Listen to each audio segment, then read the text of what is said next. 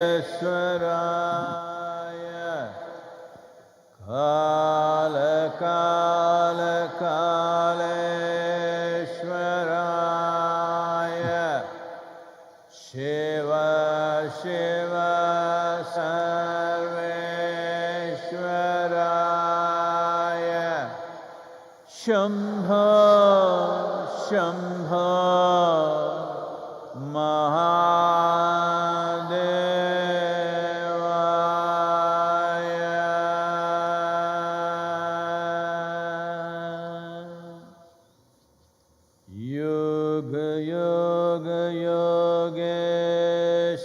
yogeeshwaraya bhuta bhuta bhuteshwaraya kala kala kaleshwaraya shiva shiva sarveshwaraya shambho shambho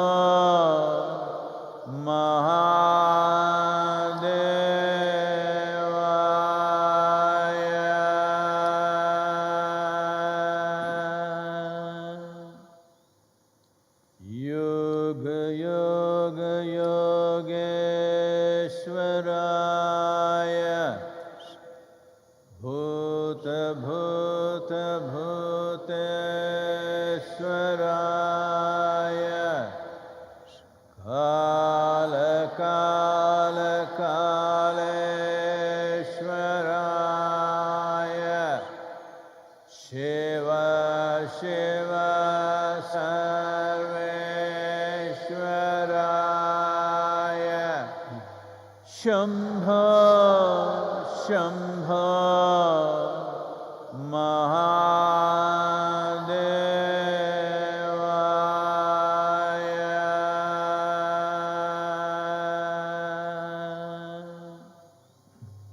yoga yoga yogeeshwaraya bhuta bhuta bhuteshwaraya kala kala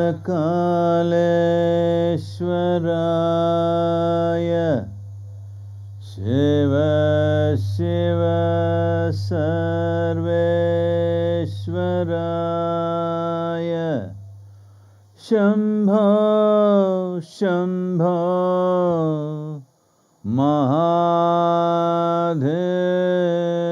mahadevaya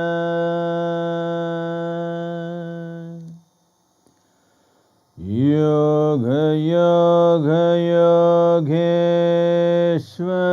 yogeeshwaraya bhuta bhuta bhuteshwaraya kala kala kaleshwaraya shiva shiva sarveshwaraya shambho shambho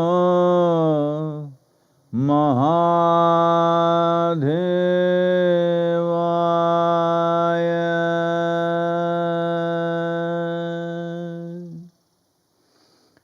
yoga yoga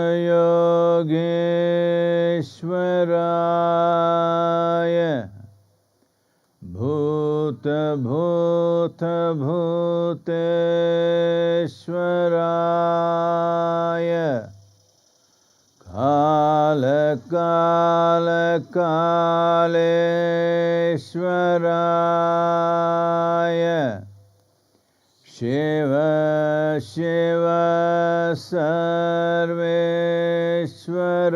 sarveshwaraya shambho shambho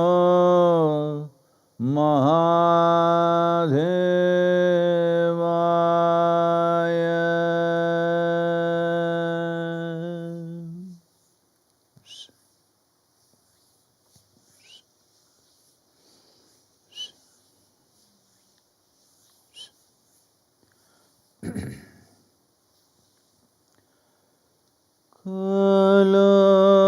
janati tava jananam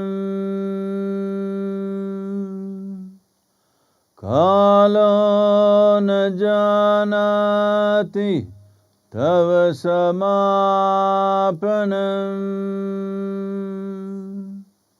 drushto maya tava mahakaraha yogeshwara kala kala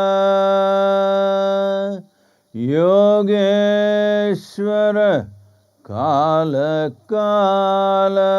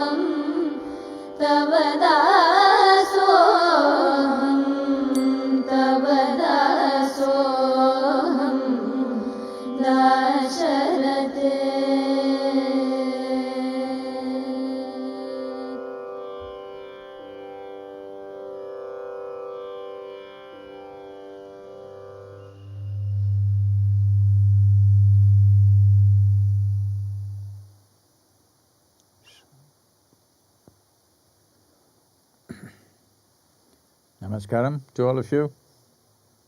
all those who are here, and wherever else you are.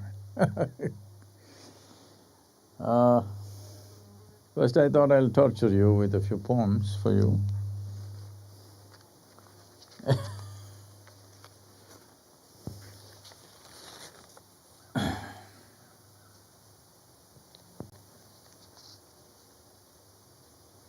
This is called Leela. Leela means play.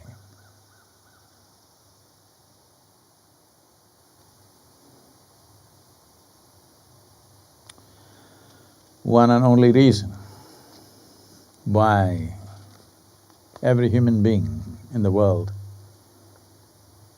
is not able to realize the full potential of one's being is because absence of Leela, in the sense they're too serious about themselves.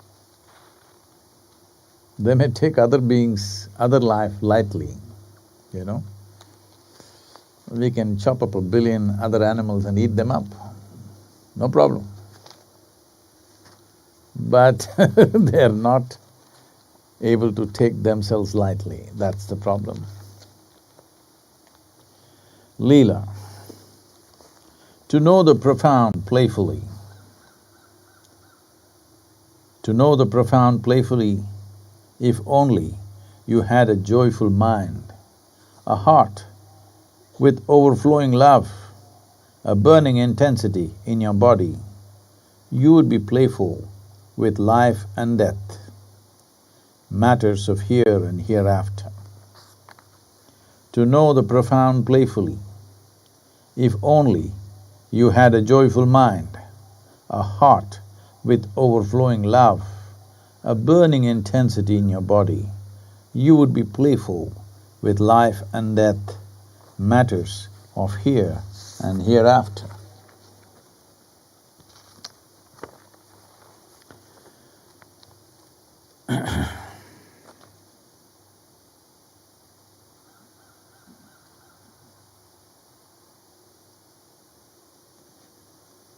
This is called bonding, which is one of the impediments that people create for their playfulness, because they do not understand a bond and the significance of a bond.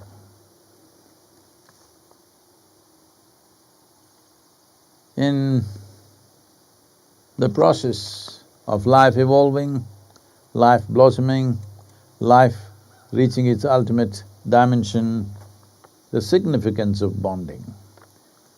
As people make an attempt to possess their bonding,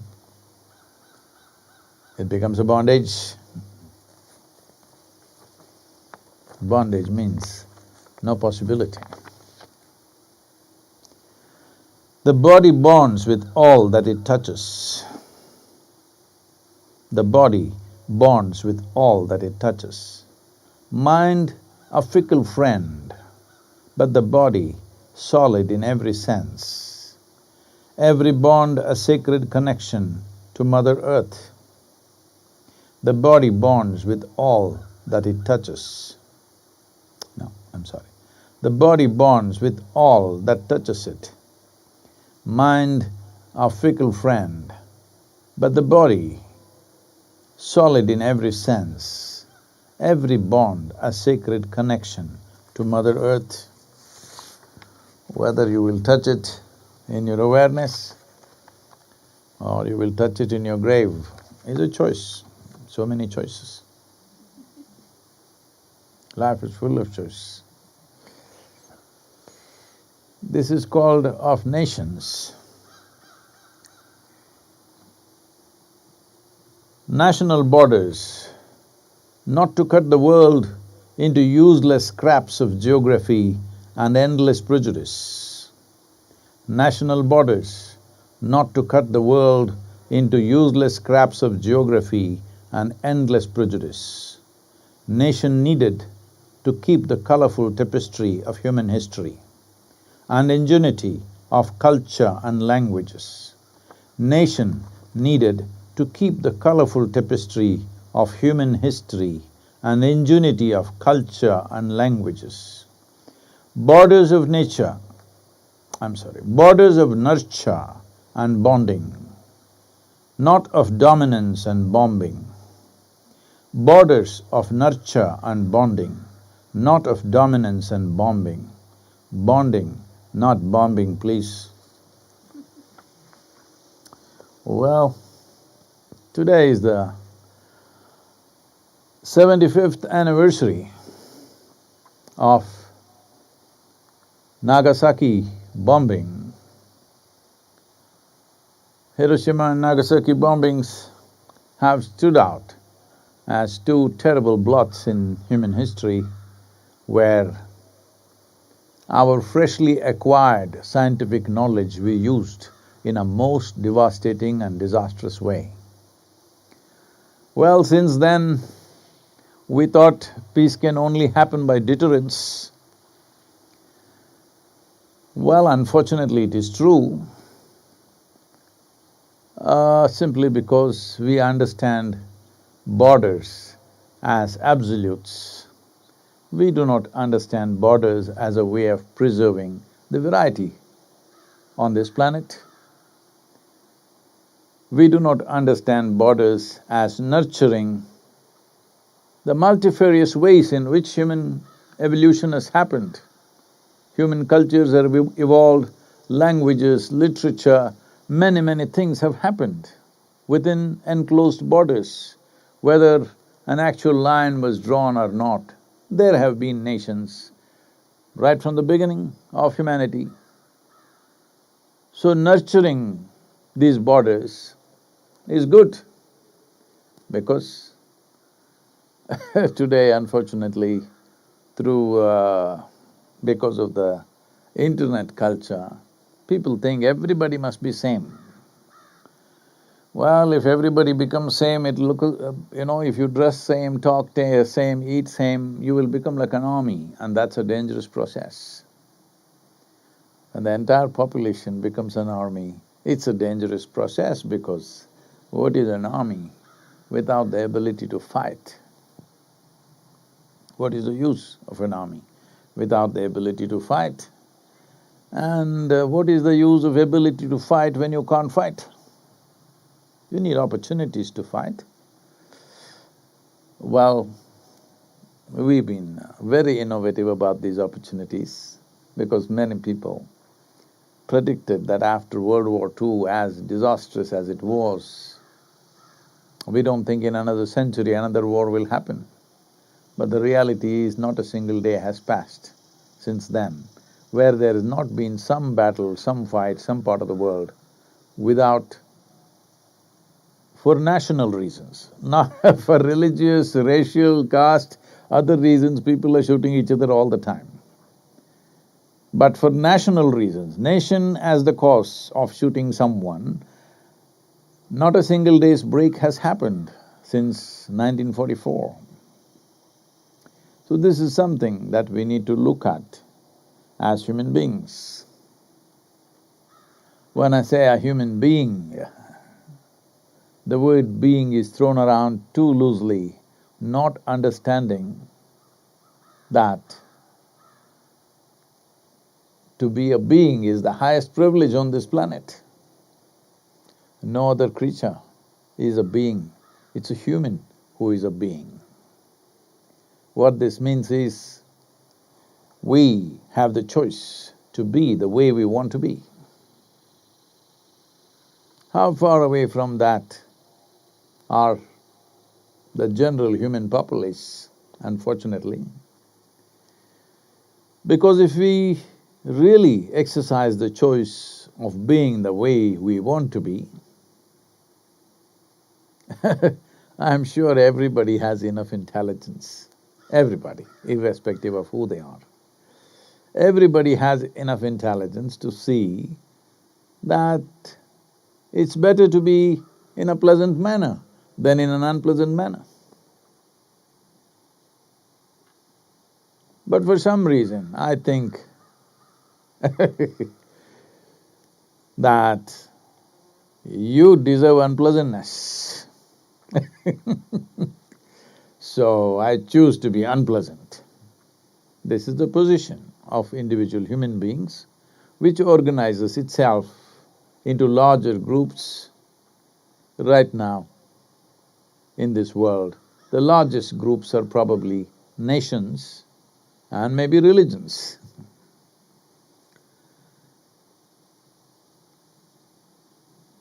Nastiness we dispense freely, pleasantness we hold back thinking it'll be useful in the grave.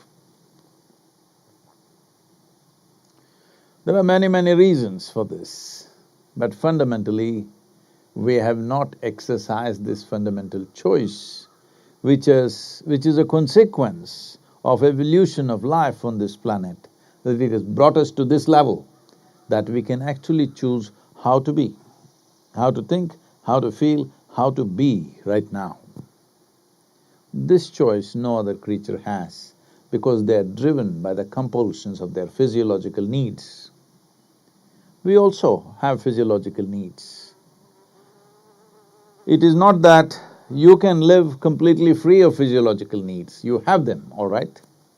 But the important thing is that your physiological needs do not reflect in your psychological space.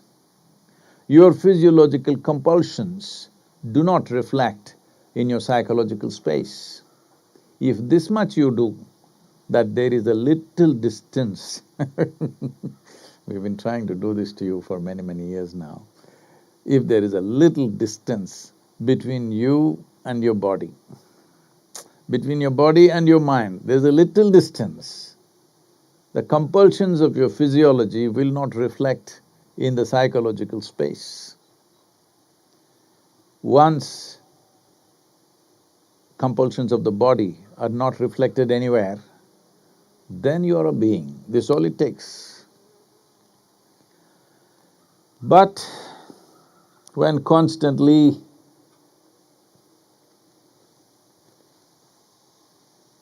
how did this happen? It's a tropical flower.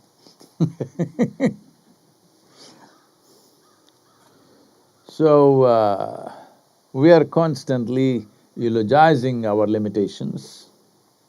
We are constantly making it out like limitations are power. No, being without any sense of limitations within you is ultimate power. Once again, power does not mean over somebody else. Powerful way of existence does not mean you are ruling somebody or you can squash somebody. That's not the point. If you have enough energy, if this tree has enough energy and power within itself, it will not come and beat you. It will take a human being to break a branch and beat you. It just wants to grow to its fullest size and possibility. That would be its aspiration. If you had that much intelligence, this would be very simple. The power within you is about seeing that this being shines in a glorious manner. Sun is shining, wonderful sunny morning out here. Well, it is not necessarily thinking that photosynthesis must happen, you must get vitamin D into your stupid system. Nothing like that, it just shines, everything happens. This is all life has to do. This is the privilege that nature has offered to a human being, that you are little more, significantly more than a physiological process. This means you've reached a place where your existence is not about what you're doing physically, your existence is about how you're being right now. It's in this context only when this dimension becomes an aspiration within you, only when this dimension in some way has inspired you to seek to be beyond physical mechanizations of life, which are needed of course. Without the physical platform, there is no life. But only when this happens, a guru becomes relevant. In America, this is a four-letter word, guru. I heard a very popular a television anchor telling somebody, as some kind of a spiritual teacher, local spiritual teacher, and when that person is being interviewed, this television anchor says, "You're not a guru, aren't you?" It's such a dirty, filthy word. Then son is a filthy word, because that's what guru means, one who dispels darkness. Just a few hours ago, it was dark here. Darkness is gone, not because of something, simply because the sun rose. So what we are referring to as a guru is not a person. Well, because… who's that other guy talking to me like this? In an open space, why is there an echo like that? The trees are throwing things back at me. Another guru, see? Well,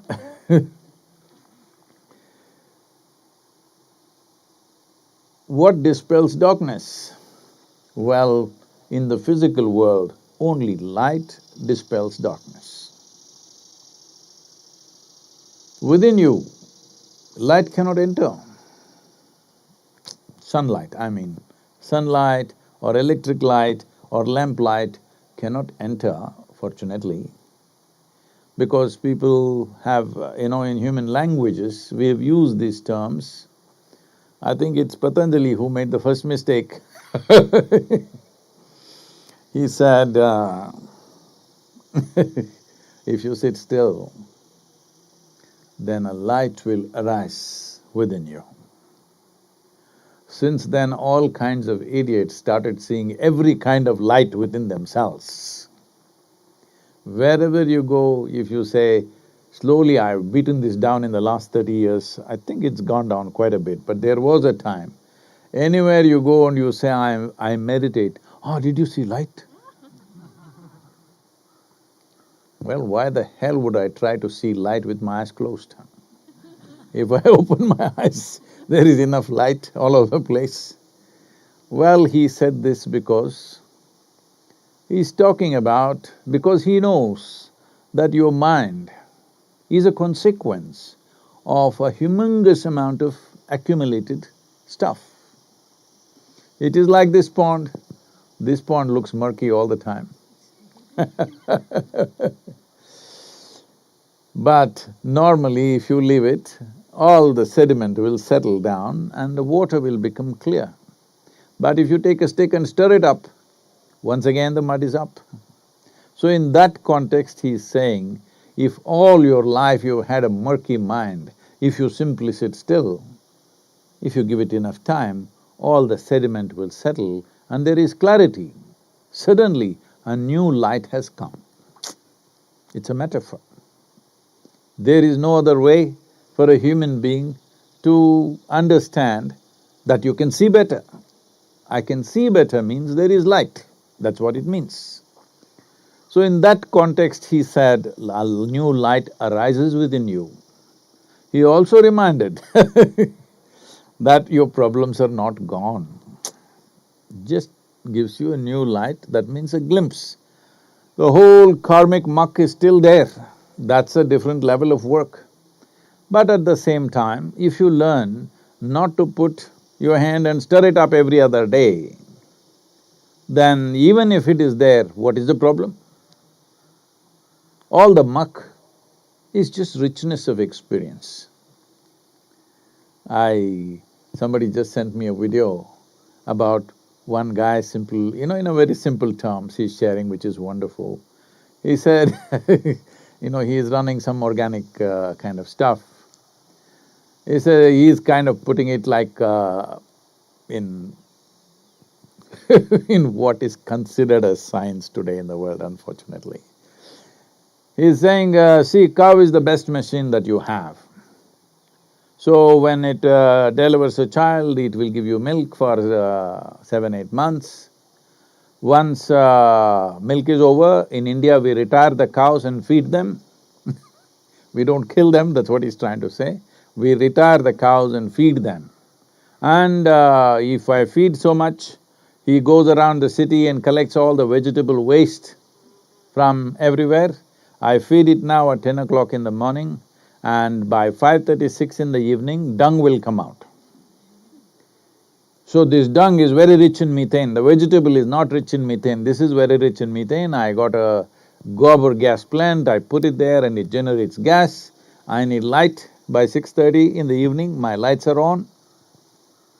And I take this residue that comes out of the gobar gas plant and put it there into the earthworm pit. And within 72 hours, the richest possible manure that you can have, the vermicompost, is ready, and immediately I can put it back into the earth. And in case there is something that the cow cannot eat, then I have chicken. Chicken, like worms, the major part of their diet is worms, so if you just leave something there, it rots, maggots will come, chicken will eat that and it will transform worms into an egg within 24 hours. There's no machine in the world which can make worms into eggs. So when you have omelette, you're actually eating maggots within 24 hours.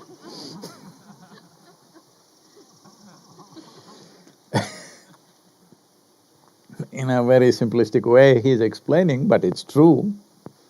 That's what is happening, all right. So, what is food becomes something else, what is mud becomes food, and like this it's going on. In this whole process of life, the moment you take your individuality too seriously, you become an opaque self. Because you're opaque, sunlight is not entering you. Why sunlight is going through this air, though it is air is everywhere, you know this? Hello? It is going through air in such a way that you can't see it, though it is vital for your existence. But why is it not going through you? Because you are opaque physically, that's good. Physical opacity is all right. But if you become opaque as a being, then you need some knocking. So the Guru as a person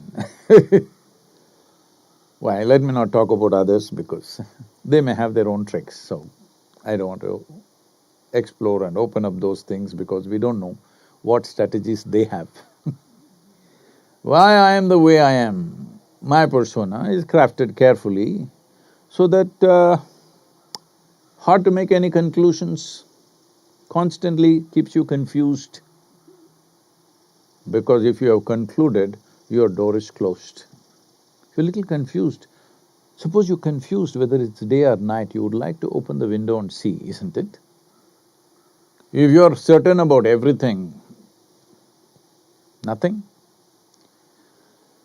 So, my personality is a knock on the door. But your goddamn door, will it open?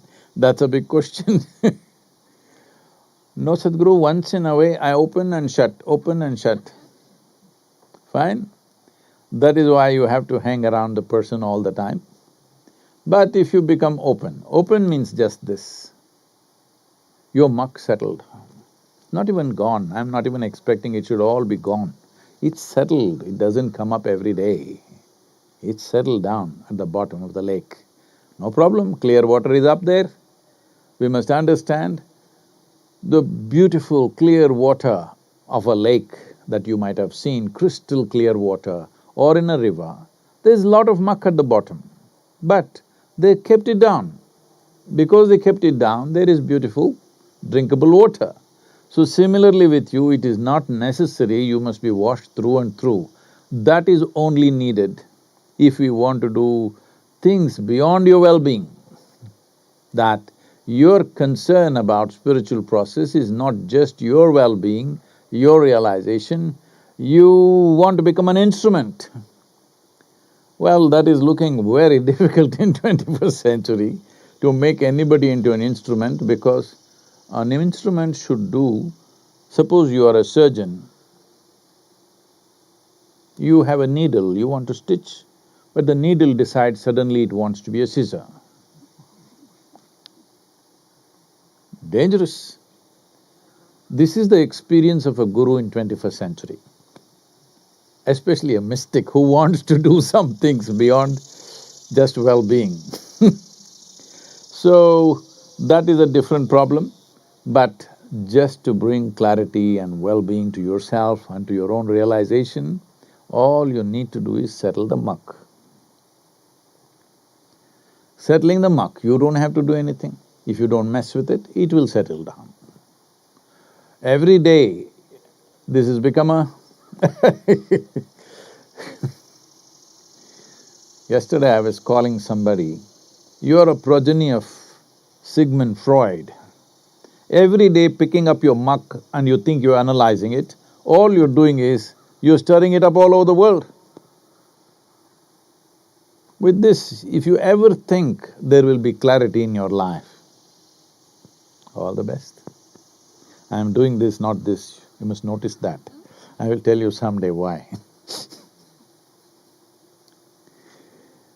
All the best, because you will be an eternal mess, just know this.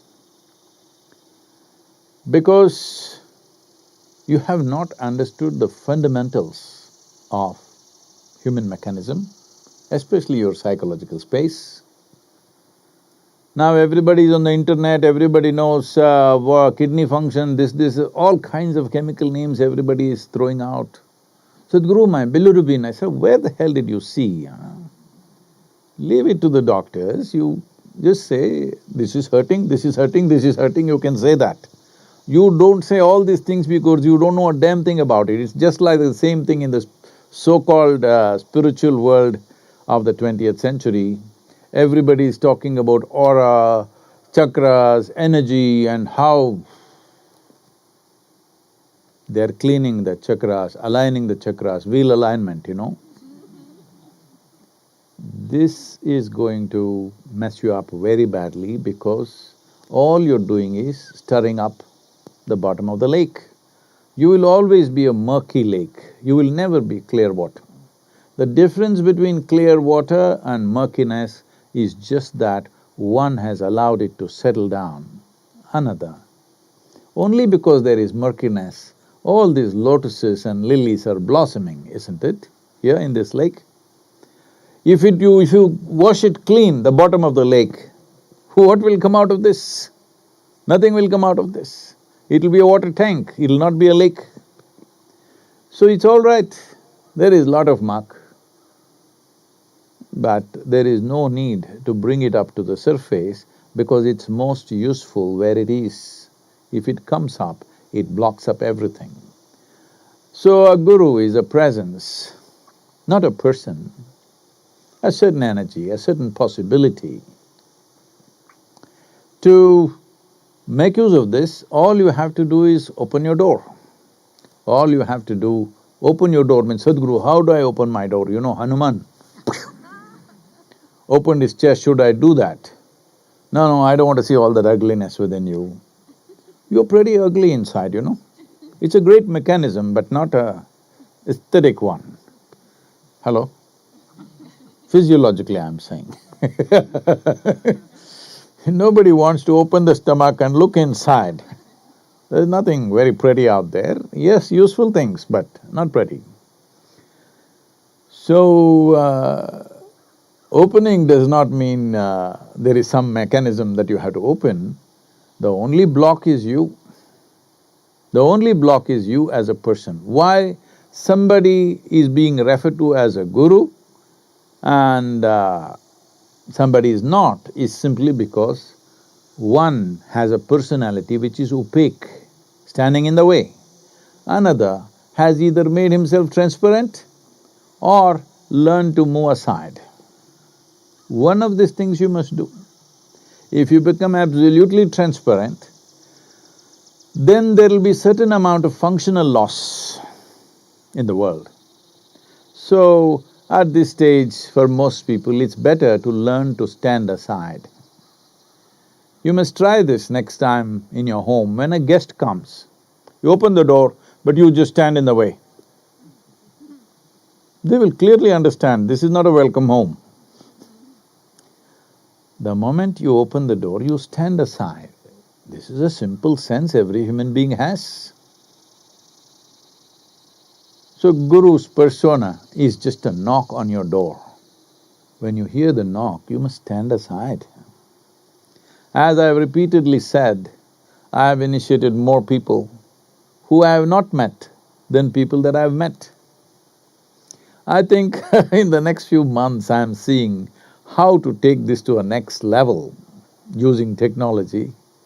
Because if people can use their scientific knowledge and technology to burn out a city or two, I thought we can use the technology to really light up millions of human beings. I'm looking at… see, the only restriction that why is it we can't sit here in this darshan and just initiate the whole world into a meditative possibility, or let's say Shambhavi Mahamudra, why can't I initiate all of them straight away?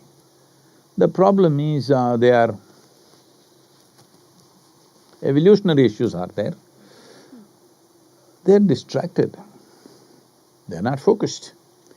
If you can get the whole world focused for a small period of time, my idea of small period of time is 3-4 hours, if you can keep them absolutely focused, the entire population. Right now, this morning, we can initiate the entire world into a practice. Believe me, we can prove this to you. They don't know we're teaching them, they just stayed focused. But by the end of 3-4 hours, they will know how to do Shambhavi Mahamudra. We can do this. But how to get them focused even when they're in your physical presence? You know, these days, it is not only your body that is itching. The screen, the phone screen is always itching. Hello? Ping, ping, ting, ting, it's going and you have to do it, and if it's not happening, you're worried, why is it not happening? Why is nobody paying attention to you? Why is nobody sending you this and this and this? And in America, this. Why somebody is not sending you some sign? Because culturally you've been trained to look for signs everywhere. You getting it? Well, if you can stay focused, this can be done. We will be doing a large-scale effort in this direction where we can initiate a large mass of people. The struggle is to make them focus, so all our Isangas, our teachers, will work to get a substantial number of people stay focused, and then we will initiate them without physical presence. This is going to be a significant step. Thanks to the virus that we are making this effort. It's always been on my mind, but we've been doing it with physical presence, so we didn't really make the needed effort. Now we are making this effort, and if we successfully get them focused, initiating them is not the problem, wherever they are. Because this is not like a electric light, can I focus it here? Can I focus it behind the wall? This is not that kind of thing. It is happening, all it needs is focus. If the focus is there, transmission is effortless. Where there is no transmission, there will be no transformation. Teachings can change you, but cannot transform you. Transformation will happen only when there is a transmission of something that opens up different possibilities within yourself. So, we are in the process of, working out a system where we can have at least 10,000–25,000 people focused at a time, and we initiate them. Well, we've done this in physical presence for much larger numbers, but now technology platforms are limited to the numbers that I mentioned. So this will be happening probably in the next few months. And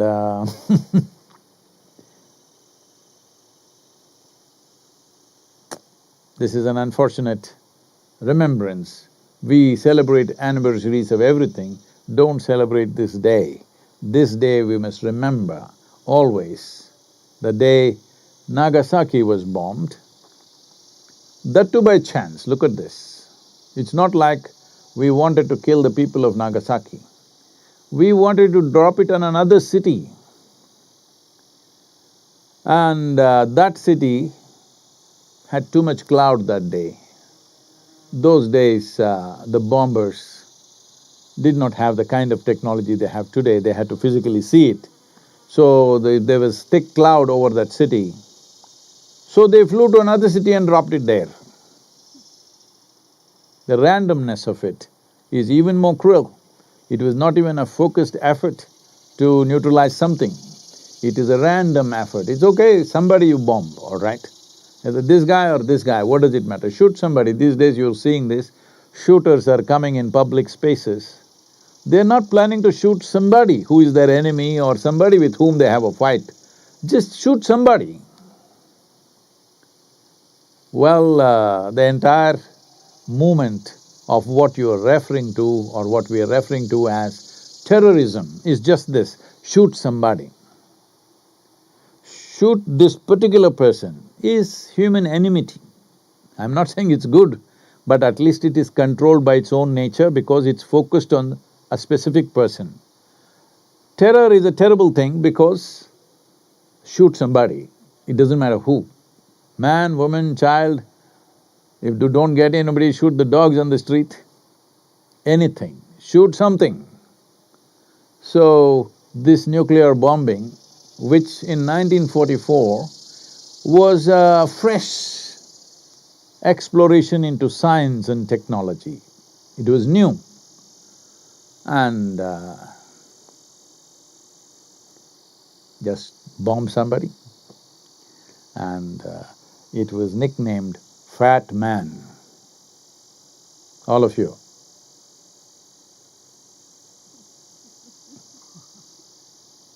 Today is a day to determine yourself that you will not be that fat man representing a bomb which is randomly hitting somebody.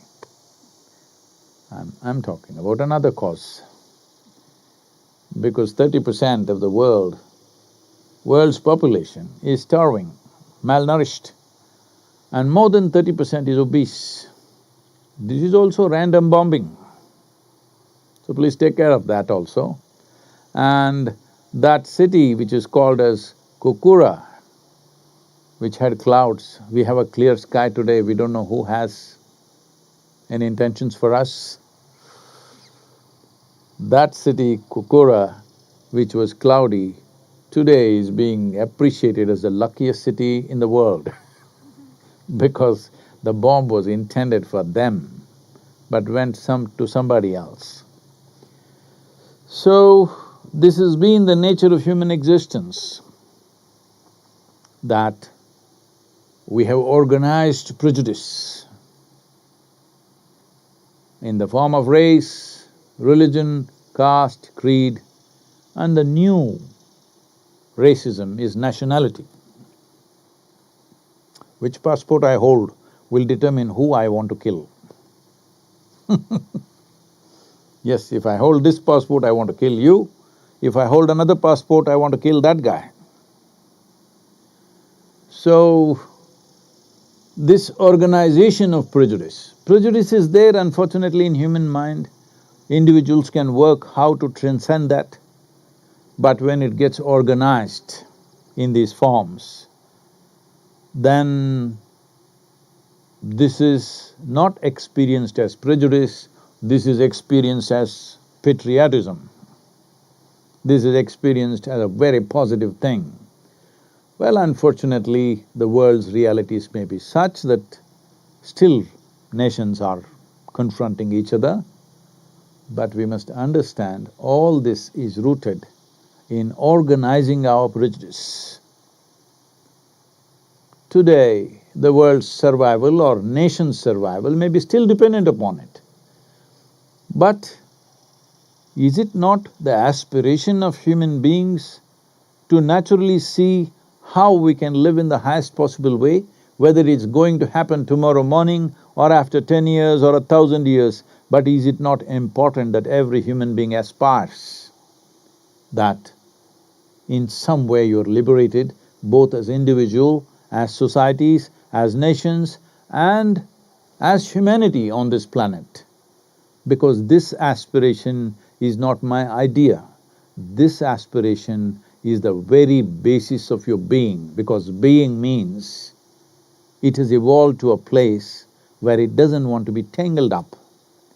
Well, because you tangle up in reflection of your physiological and physical survival instincts, this is why endless suffering.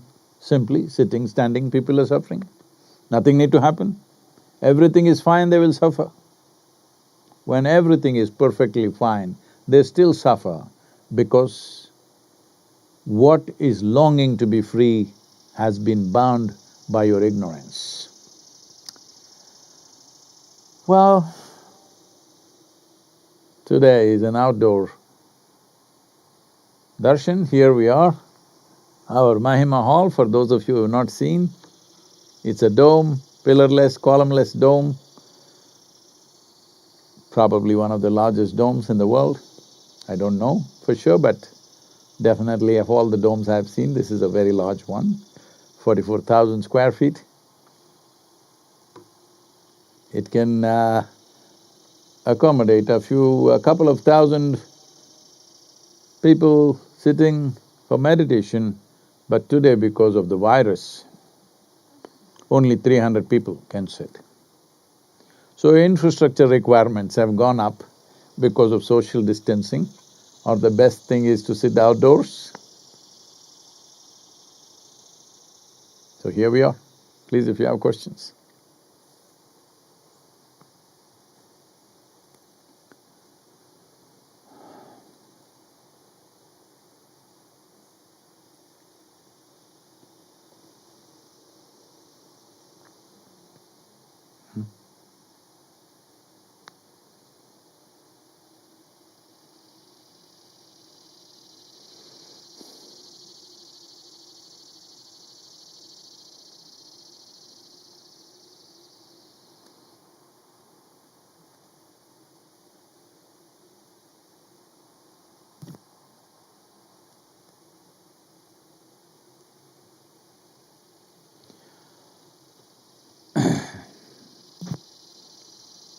I'm waiting for question.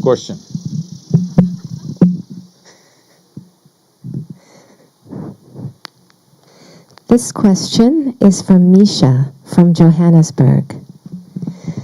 Namaskaram, Sadhguru. How do I deal with a family member who, for very small things, keeps threatening that his guru will punish me? Oh, He even recalls instances when people have met with accidents or contracted diseases because they were not on good terms with him. While these may be empty threats, they are quite disturbing, and they have started making my children quite nervous. How can I convince my little children that their mother is safe, and how can this situation be handled? oh, Bliss, first check out your family member, whoever that is. Maybe he's got some goon connections, not guru connections. Local goons, he has relationships with them. With that, he can cause accidents, he can cause disasters. When this happened,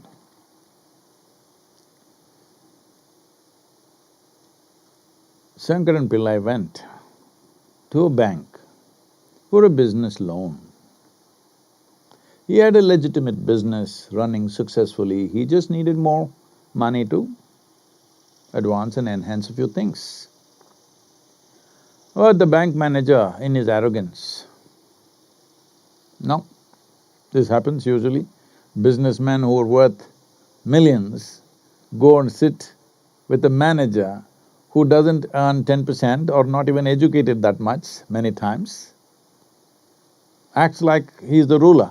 It happens everywhere in government offices, in the governments, in the banks, because whoever holds the key to the money acts big.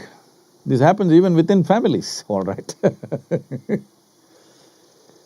So, the bank manager said, no. Shankaran Pillai said, see, I have a legitimate business. I'm running a very profitable business, all I need is little more money to get going. Bank manager says, no. This was his bank, but now this manager says simply no without consideration. So he walked to another bank on the same street. He went and spoke to the manager and said, this is my need. That manager immediately provided him the necessary loan.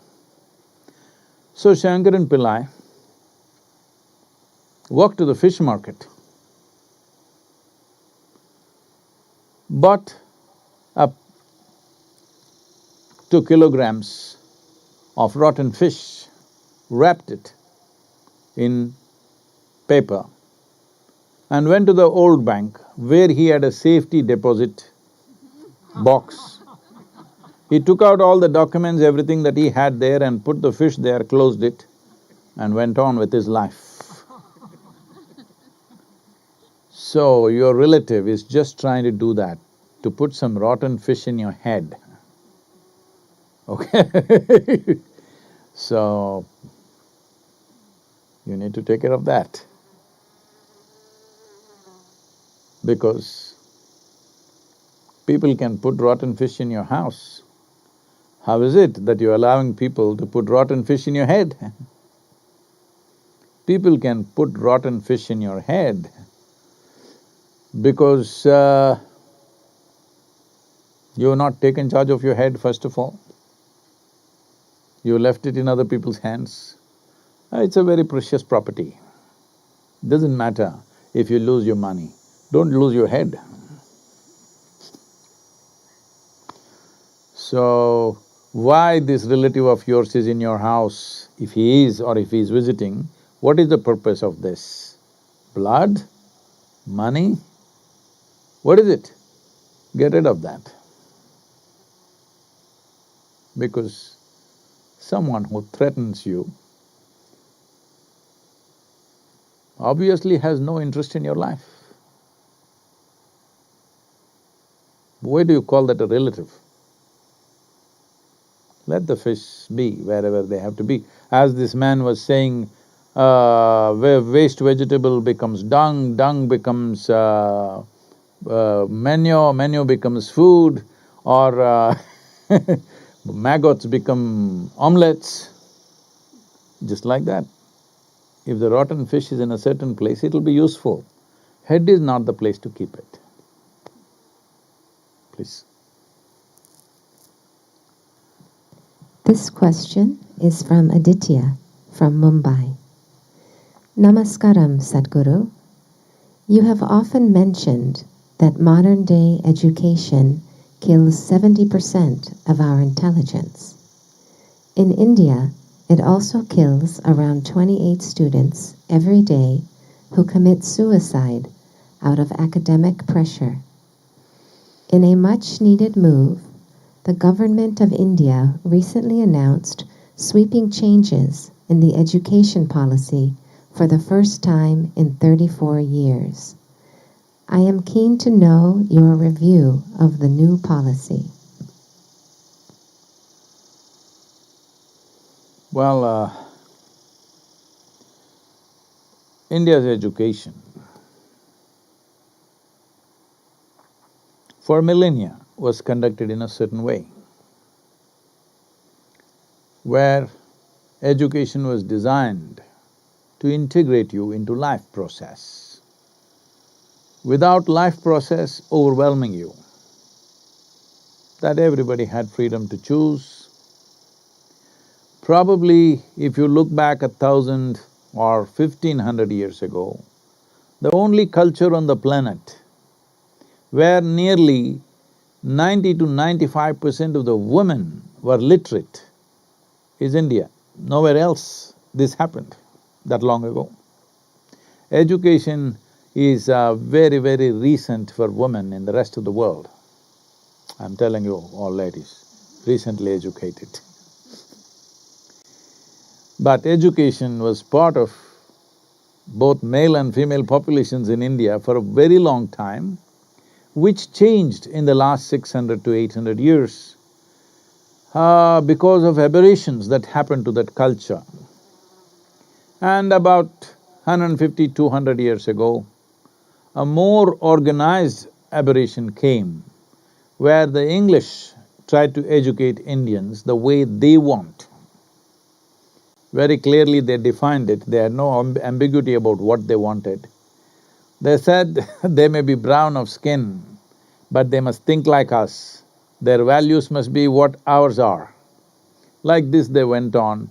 Schooling system was very, very cruel. Similar things have happened in America for the Native Americans.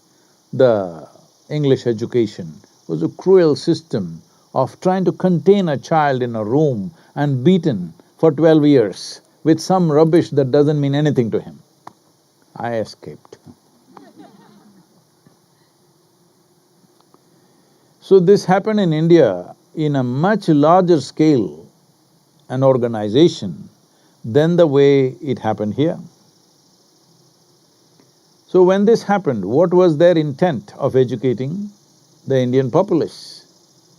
The only thing is they found Indians were very good with mathematics, languages, because everybody spoke 4, 5 languages, they could pick up any language easily, and they're very good without using even their fingers, without using paper. Even today it is true, I think the present generation is completely losing it because of the gadgets. Otherwise, when we are growing up, even today, we can count things, multiply things, divide things in our mind without using any other instrument. So they found this very valuable, they thought these guys will make good clerks and accountants for Her Majesty's service, because the ambition was to take the entire world. And you needed very docile, honest, hard-working people who will never rebel, who don't have bloodthirstiness in them, who are very calm, who will never organize revolutions or anything. They will just do their work. You put them in slavery, they will think this is their karma and they will just do that also well. When they saw this attitude, they thought of all the nations they had colonized at that time, India looked like an ideal place to educate and make sure this whole enterprise of what do you call this? This whole enterprise of imperialism will be staffed by Indians, and it was.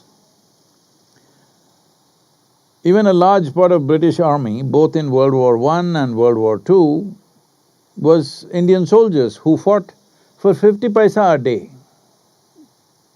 you understand? They did not even give them shoes, they were just wearing sandals, Indian Jodhpuris, and they were in the trenches in France, and nearly some 150,000 men lost their toes and their feet because they were in ice-cold temperatures with no shoes.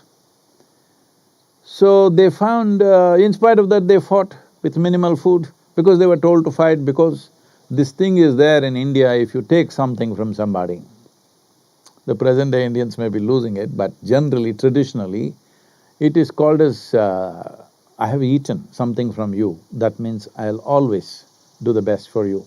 Suppose you give me 1 day's food, that's it.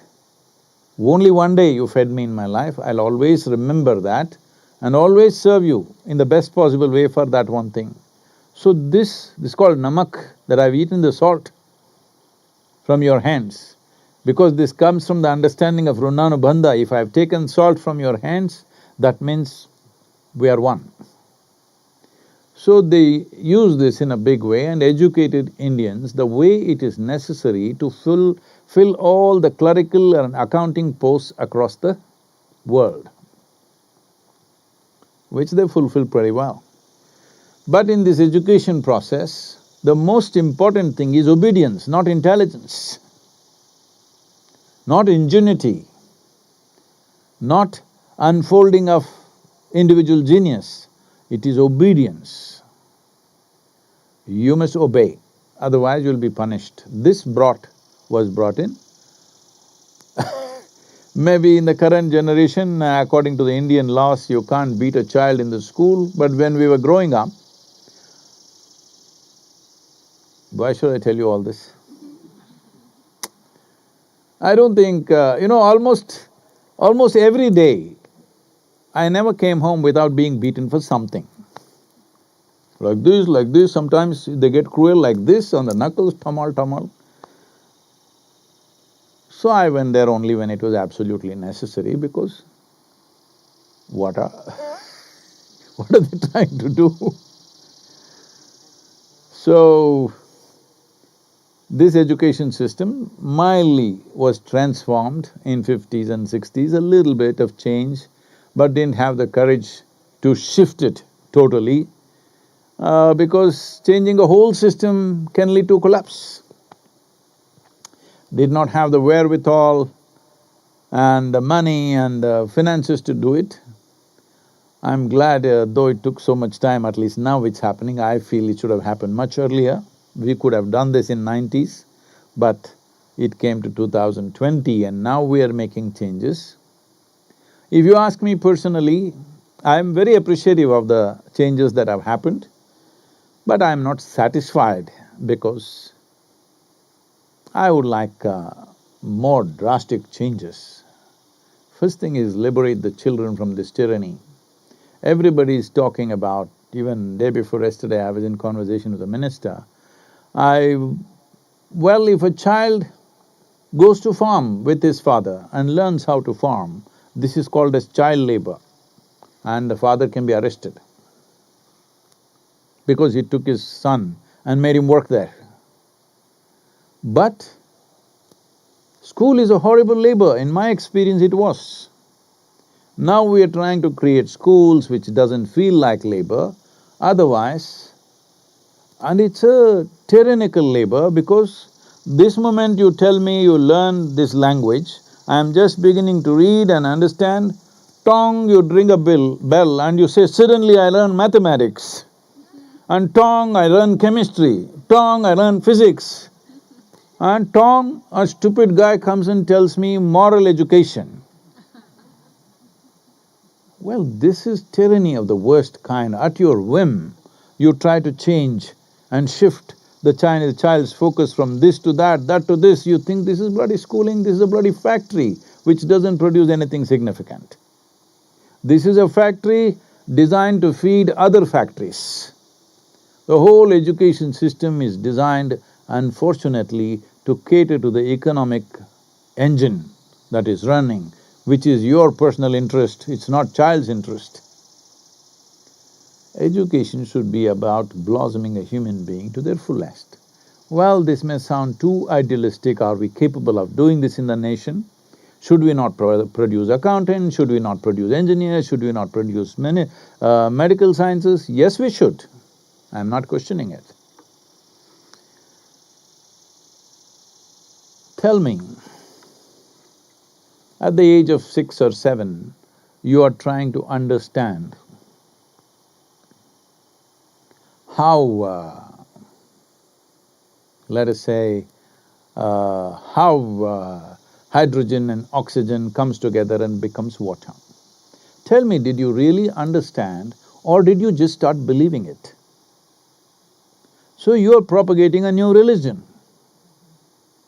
Nobody understood how 2 parts of hydrogen and 1 part of oxygen became water at the age of 7 or 8. Even now you have not understood, as far as I'm concerned. I have not. So you just start believing it. So if all you want to do is propagating a new religion which doesn't get you anywhere, well, all the best. At least now there is an effort to make this more relaxed, that what is said in the school is not absolute. School provides an ambience for the child to interact with his own age group and also develop a thirst for knowing. This is all a school should do, to inject a new level of thirst to know something every day, new. And of course, information and other things are available, especially today, in today's world where information is everywhere. Propagating information is no more a school.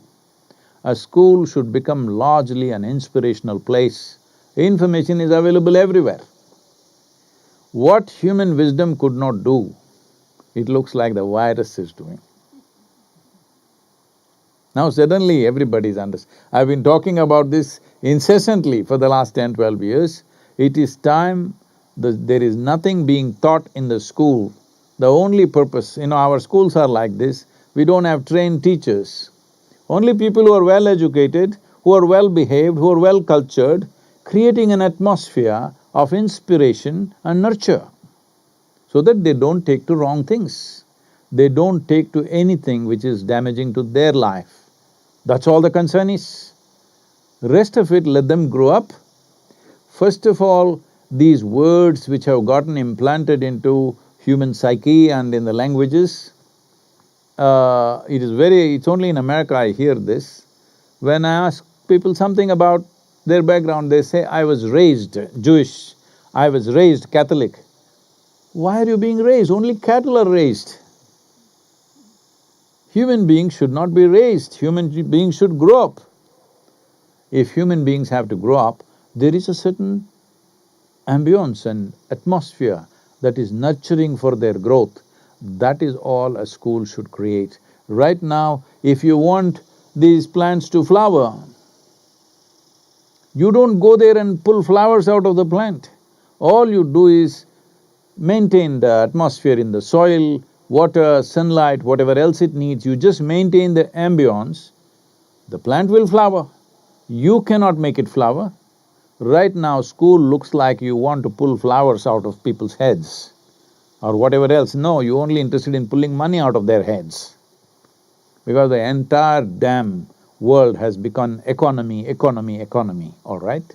Economic system is here to serve humanity. Humanity is not here to serve the economic system. I think that's in that sense, without disrespecting unfortunate loss of life and suffering that people are going through, our hearts are with you for that. But in terms of relegating the economic system to secondary level from being a primary thing has been in some way achieved by this virus.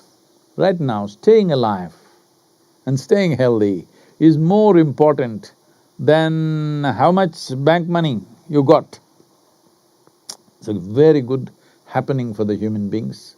This should have happened of our own wisdom, which is what these centers are, where nobody is thinking money.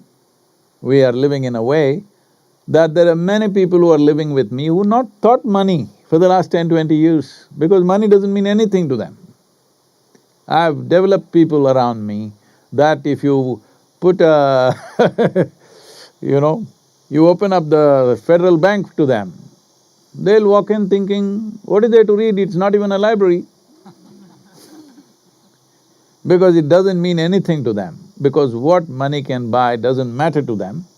Of course, we all eat, all this is there, but for that you don't have to run such a horribly destructive economic engine which is just ripping the life out of this planet. So, in this, if you want to correct this can't be corrected by crippling the economy, this can only be done by transforming our education system.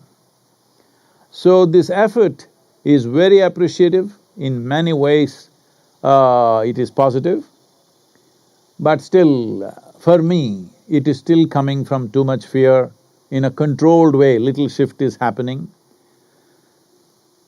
But maybe there are practical problems, I understand that, because in India, millions of children, probably around… if in Tamil Nadu alone, There are about 15 million children in school, I think. No, I'm sorry. No, that's wrong. In Tamil Nadu, in the government schools in Tamil Nadu, there are 1 million children in the government schools. A similar number is there in the private schools. So approximately maybe around 2.2 million children in Tamil Nadu. All over the country, in 28 states, there must be at least 70 to 100 million children in schools. If you take them up to high school, probably up to 120 million children are in school. So the changes that you make for such a large structure, you will have to make it carefully. But I only hope I have also given my insights into education, what needs to happen, and hope in a calibrated manner, more changes will come in the coming years, because to absorb these changes, for many schools to absorb these changes, to create the necessary staff, to create the necessary infrastructure, it may take 2-3 years before they're able to implement what changes they have made, which are significant.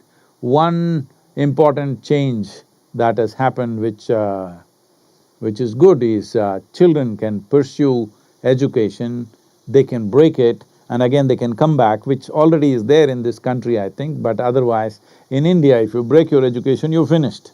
That's the end of your education, you never come back. So now there are options that you can take a break and again you can come back.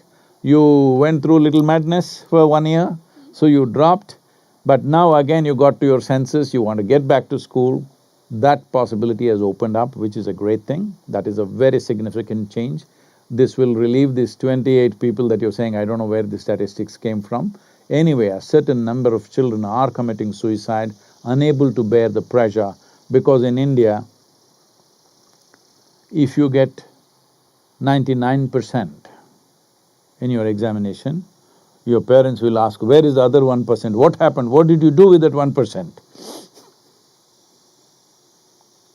So the pressure of performance, where in the Delhi University, children who got 100% don't get seats for graduation courses, because there are so many people who got 100%. So essentially, the most significant aspect of this change that has happened in education policy is from rote learning to a more creative way of thinking and applying themselves, which is very significant. I think it's a good change. Can we make all these changes effective for all these 100 million children plus instantly? I don't think so, but it'll take time. It's a good move. I would have expected a little more. One thing I wanted from the government, which I've been pitching for, especially for higher education, is release them. Let the private people do whatever they want. Do not control the private schools. Government schools, you decide what to teach, that's up to you. But private schools, release them in such a way. I actually told this to the leaders of the nation. I said, see, I will teach nonsense and I will charge 1 million. But the parents love it, children love it. What is your problem? Where did this come that administration starts thinking, you love the children more than the parents? Where did this come from? That you're concerned about the well-being of the child more than the parents. Well, there are ignorant parents, they may induce them into all kinds of things. Yes, that much protection you must give, but you must not assume that. There are many parents who will take children in the wrong way. If they're drinking, they'll take them into drinking. If they're drugging, they'll take them into drugging. Whatever compulsions they have, they will initiate their children into same compulsions, and there are any number of parents who will enslave their children for their own… This thing, parents are not above board completely. Any number of parents have horribly enslaved their own children. So in that sense, the state has to be active and vigilant about it, that is understood, but still, what I'm saying is easier than done. I'm not trying to say they're wrong. All I'm saying is, we must continue to change. This is not like an absolute change has been done and we've achieved something. We must continue to change. Every few years, more and more relaxation should happen.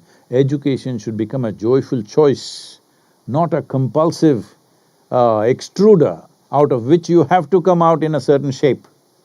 This needs to happen everywhere in the world. In India, it's necessary because it's a massive population. We need to bring a possibility where education builds beautiful human beings, not soldiers. Well, soldiers have become necessary in the world only because we have created a world full of confrontation. At least within the given society, we can avoid the soldiers. At the national borders, unfortunately, we still need soldiers. This also would go if economic disparity in the world largely gets equalized, either by everybody going up or everybody coming down, one way or the other. If there is economic disparity goes away, you will see national borders will not mean much. That needs to happen. But we are doing everything possible to see that doesn't happen quickly, because imperialism is being practiced in so many ways, in so many subtler ways than before. And new forms of imperialism is being developed in various parts of the world. So, evolution of individual human being is most important. This is where education is vital, that it is evolution of individual human beings on this planet. But right now, educated people in this world, in the last 200 years if you look at it, educated people have been the most cruel people on the planet. Educated people have been the most destructive people on the planet. Even ecologically, it's only educated people who are destroying this world. Illiterate people are not doing such things. Even now, it is only in the cities across India, reasonably educated people who are a big virus threat, the rural population anyway maintaining social distance. In Tamil Nadu, if you see, this is a culture in South India, when somebody speaks to somebody, they will speak like this. They were always conscious that your breath should not touch somebody else. Now, look at all of you. But once in a way you would like to raise this and cough at somebody because your freedom to cough in somebody's face. You know, this is being… protests are being taken out. Why can't I infect somebody? That is the way the world happens. Virus must, transact. We all know biologically that is how it is happening. Microbial life needs to transact. But you don't have to be an active participant in it, anyway it happens. And you don't have to give a virus which is destructive to somebody's life. Well, this is what it means. Educated people on the planet should become the most responsible and conscious population on the planet. Right now, unfortunately, our education systems have not built this. The future generations, this is what we should aim towards. As long as the Indian policymakers are seeing this as a calibrated change which they will continue to change over a period of time, the present change is fine with me because I understand the largeness. It's not ideal, the changes, the small changes, some are significant changes, but I understand the size of the education machinery. Sudden change may make it collapse totally, because first you have to educate the teachers how to be. When they don't know how to be, suddenly changing the education system could be a disastrous process, so they're changing in installments. That's what I'm thinking, that they're changing in installments. Every few years there will be changes and changes. This needs to happen. Nobody should believe these changes that have been done is absolute and perfect. They are not.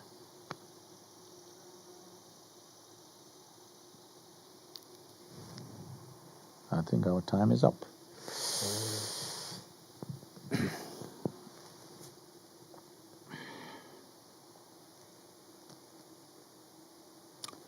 It reminds me, I never understood why, but it was fine with me.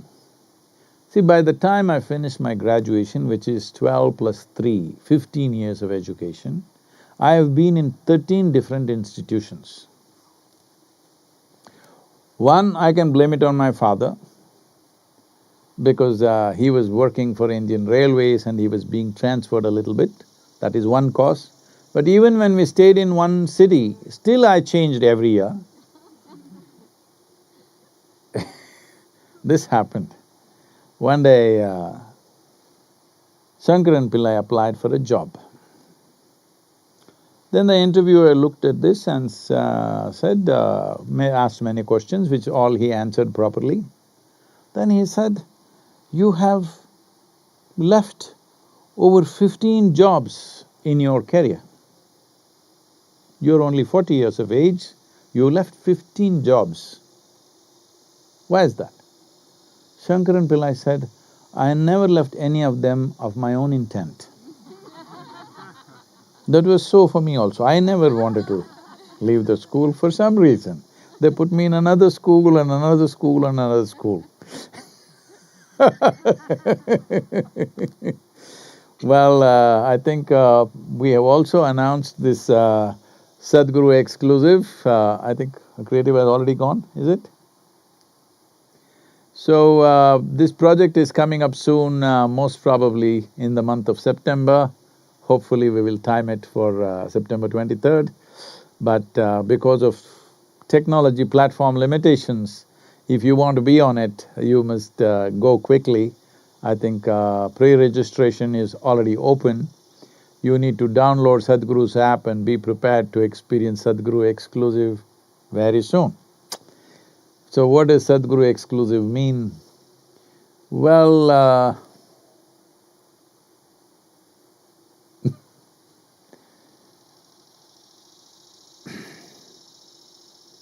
life has many aspects. Out of these many aspects, some are needed for everybody. Some are essential for everybody. Now everybody has to breathe, everybody has to eat.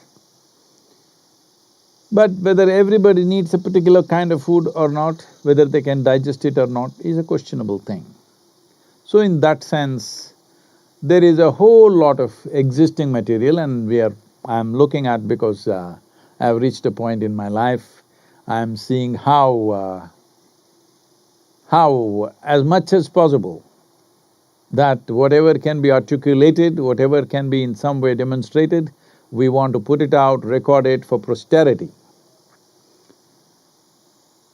This is an advantage only we have in 21st century. For many disadvantages the Guru has in 21st century, this is a serious advantage over all the other generations of Gurus, because now if it doesn't work now, it may work tomorrow.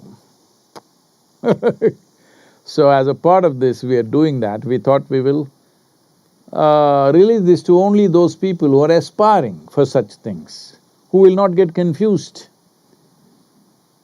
because various aspects of life are explored without maybe social nuances. Various aspects of mysticism, spiritual process, and of the Guru himself in many different ways. So, we are opening up this exclusive thing. Please look up. Whether you wish to be there or not is your choice, but we are setting up an exclusive. It will be available on the Sadhguru app, but there will be a kind of a entry restriction to ensure that only those who desire to be there are there.